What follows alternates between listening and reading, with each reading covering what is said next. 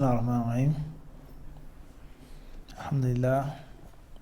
Salatu wassalamu ala Rasulillah wa ala alihi wa sahbihi wa man tamasaka bihadi amma ba'd. Continuing reading some of the fawaid regarding at-tayammum, some of the ahkam rulings, and some of the fawaid benefits regarding at-tayammum, and also some of the masail, the different fiqh issues regarding the tayammum. We mentioned a few from Sharh Sahih Muslim of Nawawi rahimahullah, and now we'll continue inshallah. We stopped at hadith number 209. Rather, we read hadith number 209, hadith of Abu Juhaym. Moving forward, Nawawi rahimahullah, he says, وإذا صلى الجنب بالتيمم ثم وجد الماء وجب عليه الاغتسال بإجماع العلماء إلا ما حكي عن أبي سلمة بن عبد الرحمن الإمام التابعي أنه قال لا يلزمه وهو مذهب متروك بإجماع من قبله ومن بعده وبالأحاديث الصحيحة المشهورة في أمره صلى الله عليه وسلم الجنب بغسل بدنه إذا وجد الماء والله أعلم. An-Nawawi, he says, from the different issues that pertain to tayammum and its rulings, is that when someone is junub, male or female, and they offer the salah, they pray with tayammum. Person was junub, and they did not make ghusl with water, and they made tayammum, they didn't make the salah, then later on they found water after they pray or whatever the case may be, found water. He says wajib alayhi al-ightisal, he must make a what? A ghusl. He must make a ghusl. Repeating the salah, he didn't say that, but now he has to do what? Make a ghusl. In other words, the tayammum that he made for being junub was nothing more than what? There you go, temporary, which allowed him to make the salat temporarily. He's finished the salat, he has the water, or he has the ability to use the water, as we previously explained in detail. The wound healed, the sun came out, he found a way to heat up the water, he found the towel to dry off with, he found shelter, all things we explained. Those who don't have water, or those who technically don't have water. Those who don't what? Technically, meaning the water's right here, but right now I'm sick, and if I put in the water, I want to shiver and be cold. So as if I what? As if I don't have water. Technically I what? Don't have the water. As we explained. Sharahna. We explained all of this bit tafsir in detail. Moving forward. He says, and this is the ijma' of all of the ulama. إلا ما حكي عن أبي سلمة بن عبد الرحمن الإمام التابعي. Except for one view, that the great tabi'i, Abu Salama ibn Abd al-Rahman, son of Abd al-Rahman ibn Auf, the great tabi'i, he held the view, la yalzamuhu, he doesn't have to do it. He doesn't have to make ghusl. As if the tayammum wasn't? As if the tayammum wasn't? As if it wasn't temporary. I know he refutes this view by saying, madhab matruk. He says this is of no value. It goes against the ijma' and all of the different authentic hadith in which the Prophet ﷺ commanded the junub to wash up when they find water. Khairan inshallah. So that's that fiqh ruling.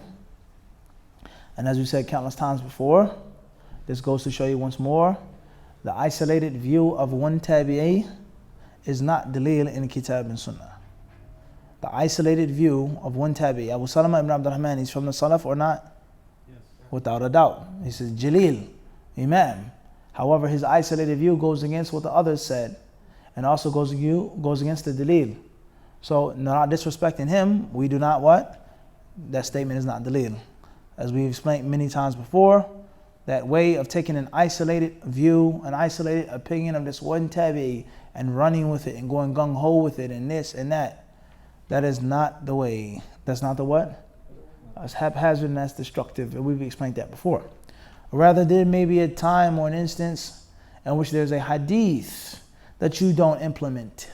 Hadith, Nabawi, that you do not implement or mention because it goes against other things, qawa'id and dawabit, which are conclusive and clear. and it's one isolated hadith, is not that clear. Everybody understand this? Let alone the statement of a sahabi, let alone the statement of a tabi'i. Everybody understand this? And this is something that we've been afflicted with today in 2017. Moving forward, An-Nawawi rahimahullah ta'ala, he then says, وَيُجُوزُ لِلْمُسَافِرِ وَالْمُعْزَبَ وَالْمُعَزَّبْ فِي الْإِبْلِ وَغَيْرِهِمَا. He says, and it's permissible to make tayammum, or before that he says what? أن يجامع زوجته وإن كان عادمين للماء.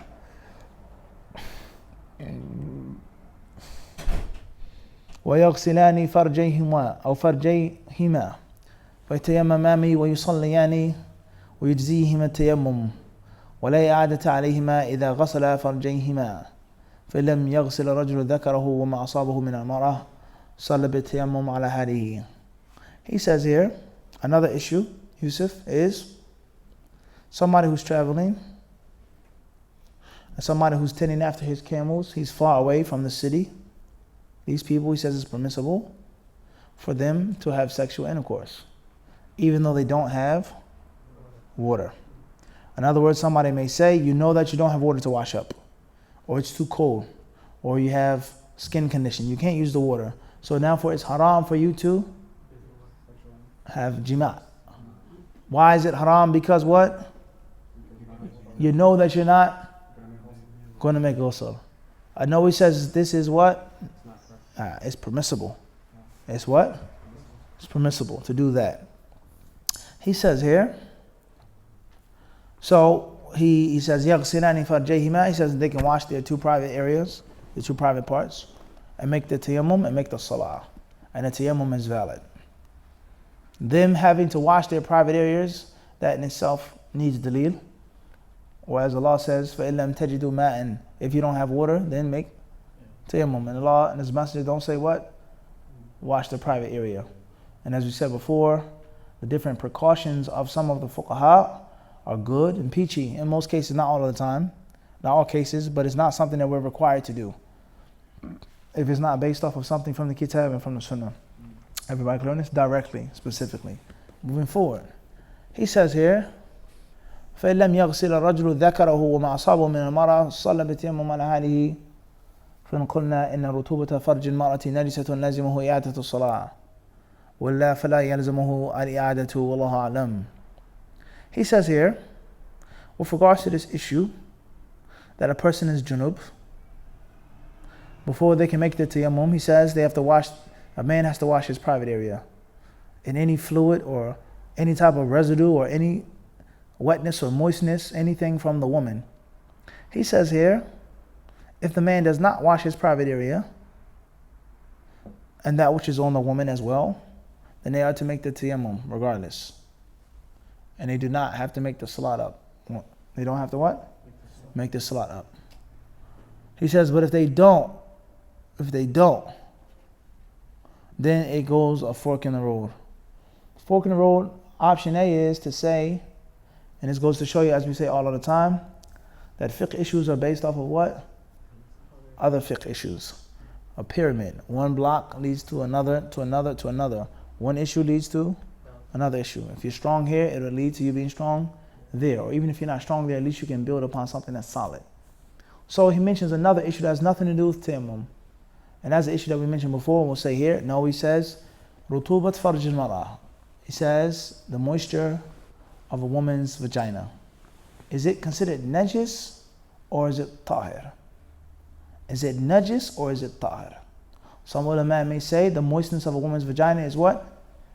Najis. It's spiritually najis, ritually impure.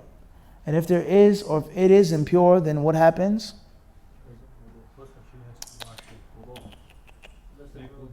Ahsan, there you go. Then a list of rulings don't apply to this thing. Touching it, this, oral sex, sleeping, ghusl, and the list goes on. A list of what? Ahkam. When we say that something is najis, there's now what, Harun? A list of what? Rulings that apply to this substance. Everybody understands? A list of rulings that apply to what? To a substance, to this matter. Everybody understand this? You cannot sell it. You cannot buy it. It is not to touch your clothes. You're not to pray on top of it. You're not to come in direct contact with it. Everybody understand this? There's a list of what? Rulings that pertain to something being declared najis. Something being declared, haram. Something being declared, tahir. We say that this is pure, it's tahir. You can buy it, you can sell it, you can sleep on it, you can pray on it, you can digest it. Everybody understand this? Is a list of what? Rulings that now apply once it gets this ruling. Everybody clear this or not? So those who say that the moistness of a woman's vagina is najis, then obviously the man, he made the tayammum.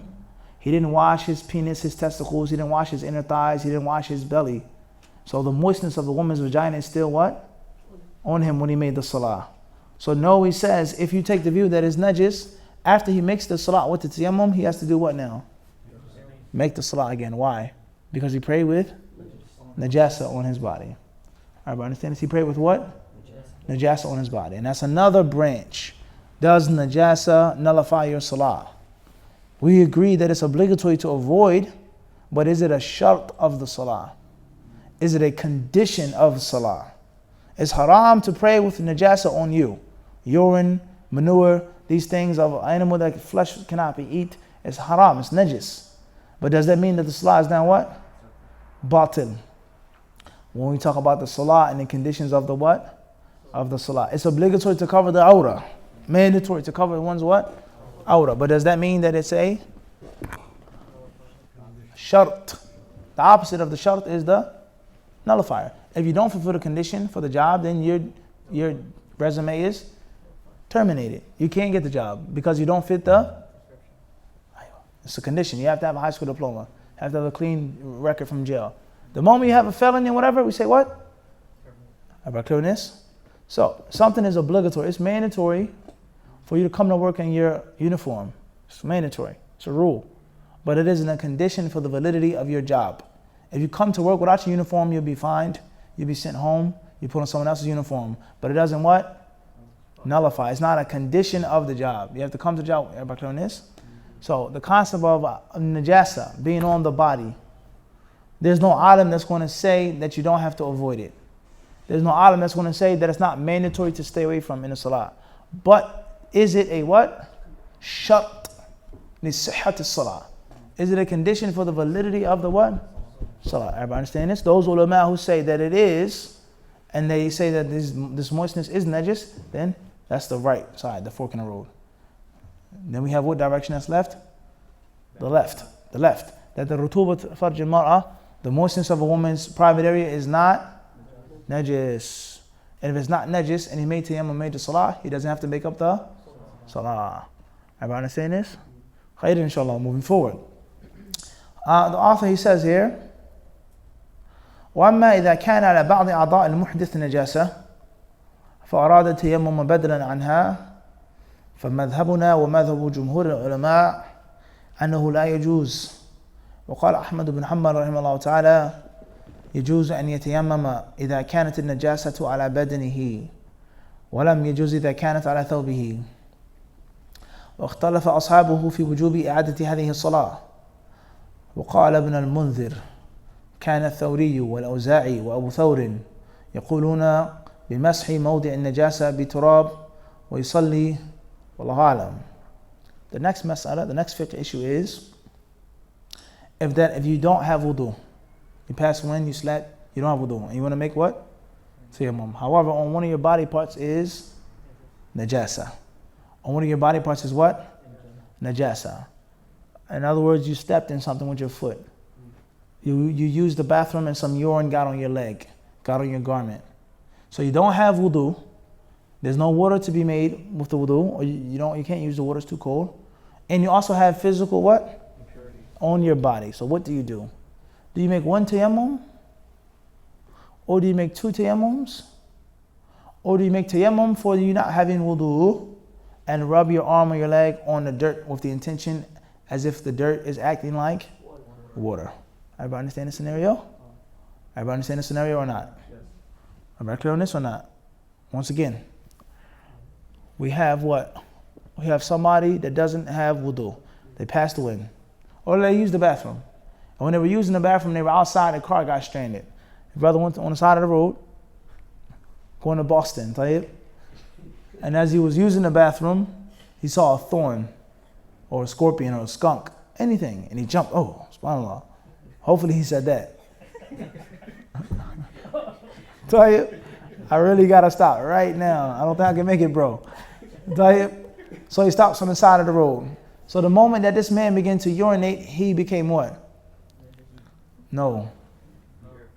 Muhdith. He now has what? He has to make wudu. He has to make ghusl or wudu. Why? Because his ritual impurity is what? Major or minor? Asghar, ahsant. It's what? Asghar.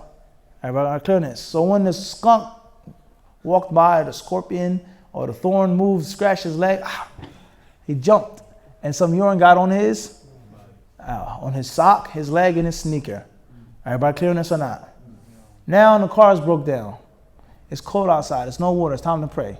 The man has to do what now? Make tayammum for what? For not having wudu. For not having what? Impurities of how many types? Initially, what are those? Before we go that far, no. That's the second categorization.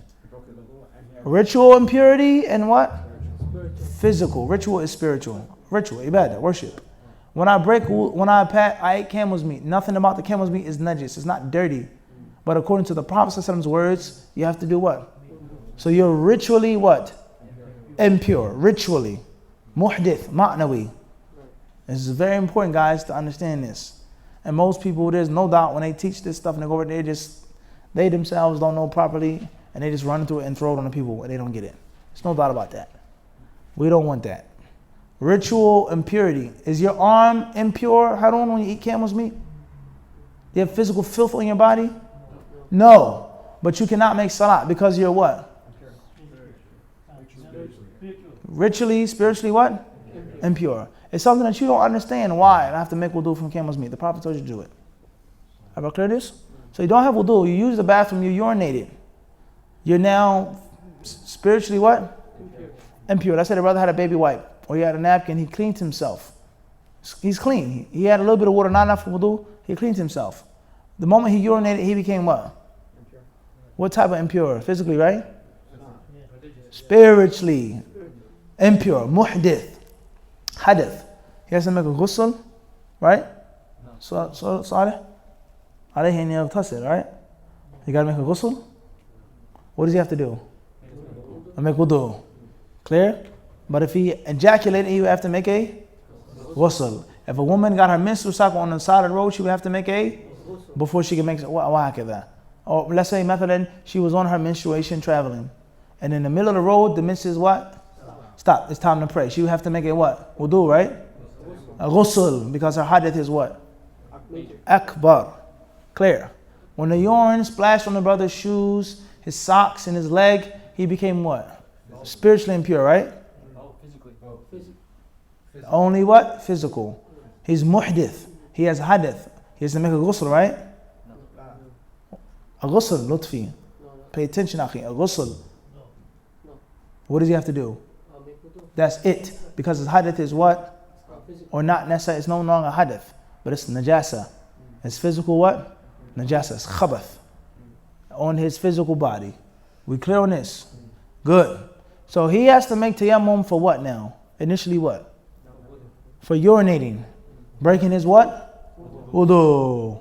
And he also has the urine on his clothes. There's no more baby wipes, there's no more water. Should he make the tayammum for the urine on his leg and sneakers or not? Everybody understand? The tayammum is a substitution of what? Water. Tayammum does not do what water does, but it's a substitution. So one could say, let me make the tayammum purely spiritual. My sneaker still has urine on it. My sock still has urine, but to pray in front of Allah's sight, I have to be spiritually what? Clean, even if it's only technical and temporary. All right, clear on this? So should he make wudu because he doesn't have water to wash his sock and his ankle? Or should he just make tayammum and just wash his, or put some sand and some dirt on his leg as a technical, spiritual band-aid? Everybody understand the issue at hand? You sure? You got it, Talib? H. Rat Brown, you got it? You sure? You got it? Well, do it, dude? Don't say you don't got it if you don't. Tayyib, khairan inshallah, moving forward. He says here, our madhab and the madhab of all of the ulama is that he can't do so. And Imam Ahmed said that he can do it for physical what? On his body. He then says, but Imam Ahmed said if it's on his clothes, his sock, and his sneaker, did he what? He can't. Well, how much sense does that make? What's the proof for that specific detail? Moving forward. He says here, and his friends, his ashab, they're different on whether he has to make up the salat or not. Everybody understand the technicalities of fiqh? And as a student of knowledge, and as a layman Muslim, it's your job to do what? To start on the what? Basics. And to build a solid foundation. And if you desire to learn more and study more, learn and study more. If you don't desire to learn more, I learned the basics, that's fine. And whenever you're on the side of the road, the car breaks down, you have an issue, you do what? Whoever you call. Everybody understand this? There's nothing wrong with, there's nothing what? There's nothing wrong with that. I'm a layman. I'm not a student. I'm not it's Arabic. An Arabic, that's how they say it. It's Arabic or Arabi. There's no, I'm not Arabic. Right? People say this all the time. They say Arabic. It's English. Arabic. There's no Arabic. Right? So you say, I'm not Arabic. I don't know. I didn't study in Egypt. I didn't go to Mauritania. I'm not Adri. I took a few basic classes in the masjid. I know that I can't make tayammum. I can't combine the salat, so on and so forth. We have a discussion, we have a debate. So, Sheikh Abu Bakr, Kayf Halak, Alhamdulillah. Listen, Ustad, don't call your instructor by his first name. As we explained that many times. Many brothers, they make this mistake. Brothers gives me a voice message. He sends an email. It's extremely disrespectful. It's not somebody being a narcissist or put me on a pedestal, but it's not. It's improper etiquette. It's improper what? Etiquette. Abu Fulan, Ustad, whatever. You shouldn't call somebody that you should take a knowledge from by their first name. It's very disrespectful. Okay? Or Akhi. Very many people that have this problem. Assalamu alaikum. Abu Abdullah. Kunya, tayyib. You don't have to be Sheikh al-Islam, you'd call him. Ustad Khalid. We have an issue here, we're on the side of the road going to Boston. Should we make kada kada? There's nothing wrong with that.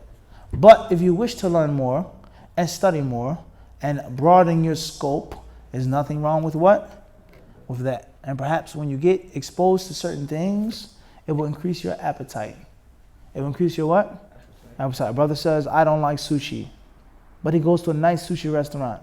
He tries the sushi, he tries the roll, he tries the sashimi. He said, wow, this ain't that bad. I'll take another piece. And he likes to eat the chopsticks. Give me the soup.